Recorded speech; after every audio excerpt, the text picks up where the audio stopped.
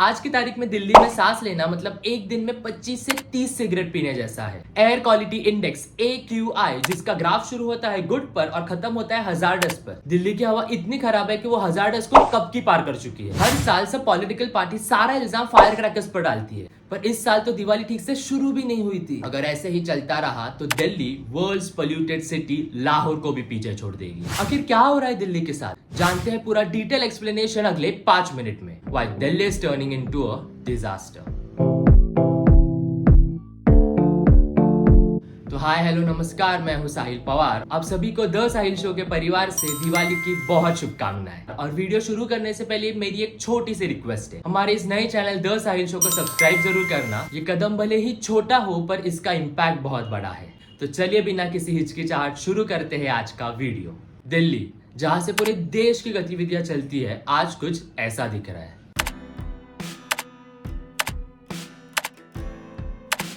और इसका रीजन हमें अच्छे से पता है। साल दर साल दिल्ली की हवा बद से बदतर हो रही है और हम सिर्फ देख रहे हैं। एनालिटिक्स बताने से पहले ही कह देता हूँ, ये सारा डेटा अक्टूबर लास्ट वीक और नवंबर फर्स्ट वीक का है, जहाँ दिवाली आई भी नहीं थी। तो इतना धुआं कैसे?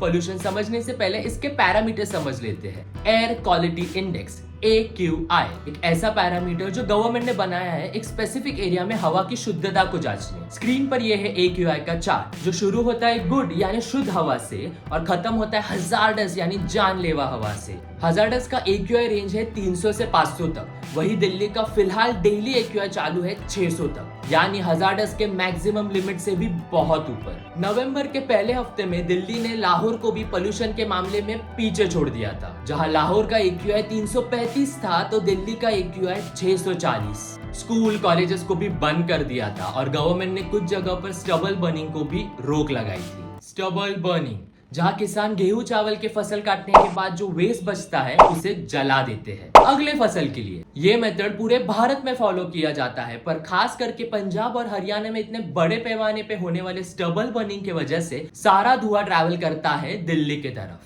Stubble burning mostly October and में होता है और बराबर यही टाइम पर दिल्ली का AQI खराब होता है। अब स्टबल बर्निंग अच्छी है या बुरी, इसके फायदे हैं या नुकसान, इसके बारे में एक डिटेल वीडियो हम कभी और बनाएंगे।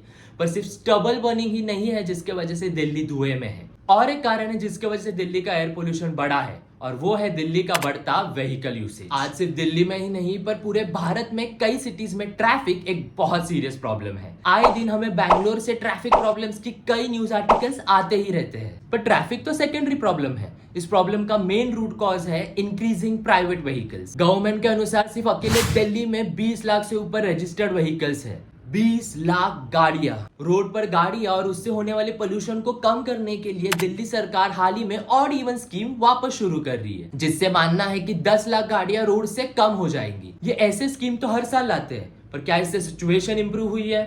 I doubt.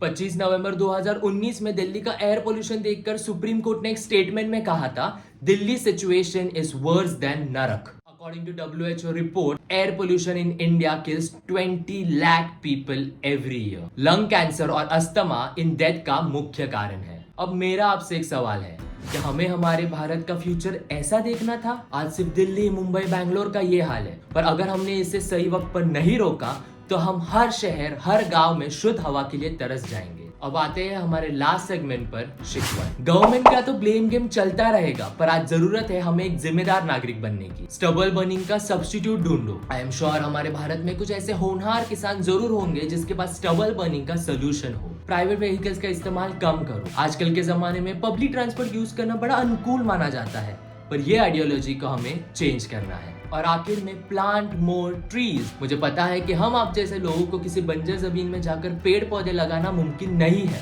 पर ऐसे कई NGOs और ऑर्गेनाइजेशंस हैं जो ग्रीन इंडिया इनिशिएटिव में काम करते हैं। उन्हें मदद करो, चाहे फिजिकली जाकर या फिर डोनेशन से।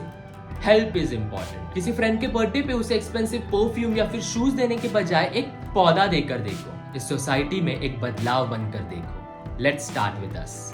इस पॉजिटिव मैसेज के साथ ये वीडियो यही खत्म करता हूँ। फिर मिलते हैं ऐसे ही एक अमेजिंग इंटरेस्टिंग टॉपिक के साथ। तब तक ध्यान रखिए। Be the change. जय हिंद।